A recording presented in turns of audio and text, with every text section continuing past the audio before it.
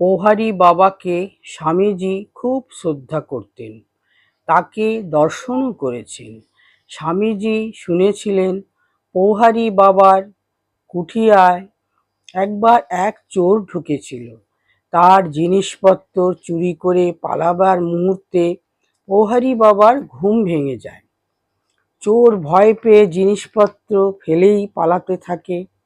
পৌহারী বাবা সেই জিনিসগুলি নিয়ে চোরের পেছন পেছন ছুটতে থাকেন এবং বহুদূর গিয়ে চোরকে ধরে তার হাতে ওই জিনিসগুলি তুলে দিয়ে ফিরে আসেন। স্বামীজি যখন হিমালয়ে যান, এক সৌম্য দর্শন সন্ন্যাসীকে দেখে আকৃষ্ট হন। তার সঙ্গে কথাবার্তা বলে স্বামীজি বুঝতে পারেন ইনি সত্যিই উঁচু দরের সাধু।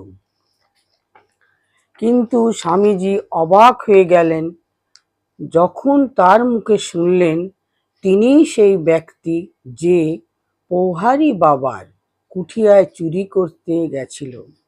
সাধুটি বললেন, পৌহারী বাবা যখন আমায় নারায়ণ গানে অকুণ্ঠিত চিত্তে সর্বস্ব অর্পণ করলেন, তখন আমি আমার নিজের ভুল ও হীনতা বুঝতে পারলাম এবং সেই থেকে ঐহিক অর্থ ত্যাগ করে পারমার্থিক অর্থের সন্ধানে ঘুরতে লাগলাম।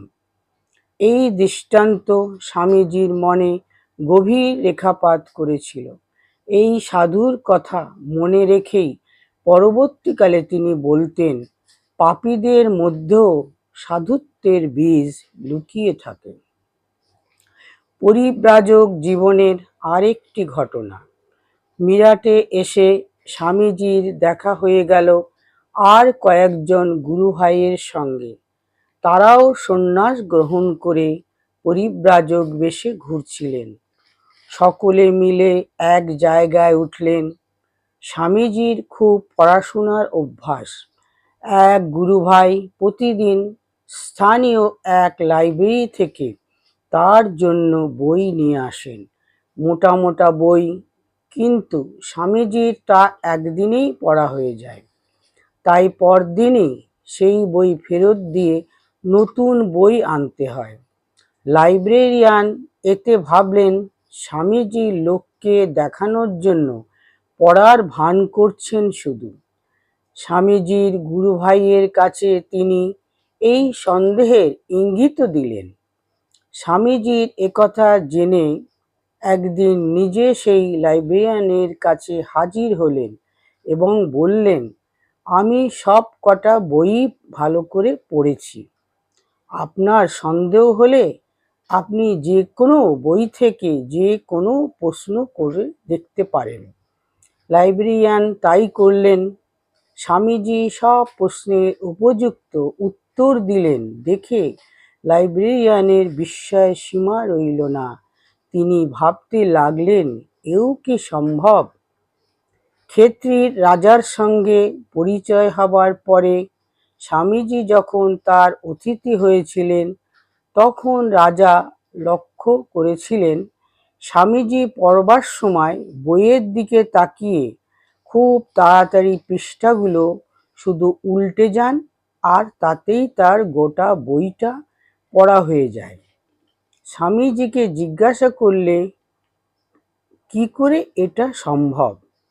স্বামীজি বুঝিয়ে বললেন, ছোট ছেলে যখন প্রথম পড়তে শেখে তখন সে একটা একটা অক্ষর ২-৩ বার উচ্চারণ করে তবে শব্দটি পড়তে পারে। তখন তার নজর থাকে এক একটা অক্ষরের উপর। আরও কিছুদিন শেখার পরে সে আর এক অক্ষর ধরে পড়ে না। তার নজর তখন থাকে এক একটা শব্দের দিকে। আরও অভ্যাসের পরে সে এক নজরে এক একটা বাক্য ধরে পড়তে পারে। এমনিভাবে ক্রমশ ভাব গ্রহণের ক্ষমতা বাড়িয়ে গেলে একজনের একটা পৃষ্ঠা পড়ে ফেলা যায়। তিনি সেইভাবেই পড়েন। স্বামীজি আরও বললেন, এ শুধু অভ্যাস, ব্রহ্মচর্য ও একাগ্রতার ফল। যে কেউ চেষ্টা করলেই তা করতে পারে। বেলগাঁওয়ের হরিপদ মিত্রকে একবার তিনি চার্লস ডিকেন্সের পিকউইক পেপার্স থেকে অনর্গল মুখস্থ বলে অবাক করে দিয়েছিলেন। হরিপদ মিত্র আরও অবাক হয়েছিলেন যখন শুনেছিলেন স্বামীজি ওই বইটা মাত্র দুবার পড়েই এরকম মুখস্থ করে ফেলেছেন। স্বামীজি হরিপদ মিত্রকে বললেন, একাগ্রতা ও ব্রহ্মচর্যের ফলে এরকম স্মৃতিশক্তি হওয়া সম্ভব।